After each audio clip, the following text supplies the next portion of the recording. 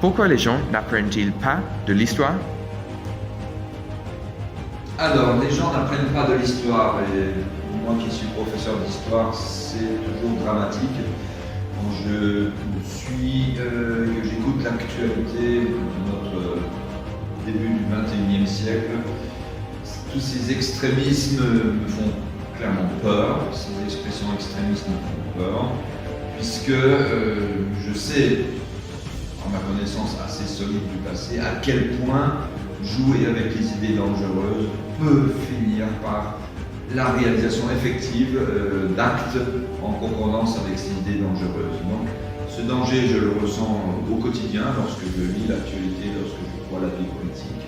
Alors pourquoi les êtres humains, en tout cas beaucoup d'entre eux, n'apprennent pas, alors que le passé est connu et les horreurs du passé sont connues?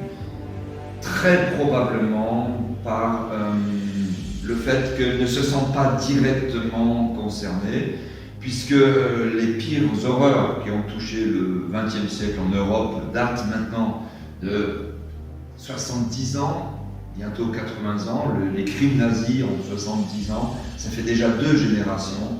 Et les plus actifs des extrémistes qui vivent de nos jours ont peut-être 20, 30, 40, 50 ans maximum. Et ces gens-là, c'est déjà un passé tellement lointain pour eux qu'il n'a plus de réelle consistance. Donc si ces personnes, par leur tempérament, ne sont pas empathiques, elles ne sont pas destinées, n'ont pas d'intérêt pour la souffrance de l'autre et ne sont pas sensibles à la souffrance de l'autre, ces souffrances qui étaient très réelles pour nos Européens qui ont vécu après le nazisme, ces souffrances étaient très réelles, elles les habitaient dans leur quotidien. Aujourd'hui, elles sont loin dans le passé.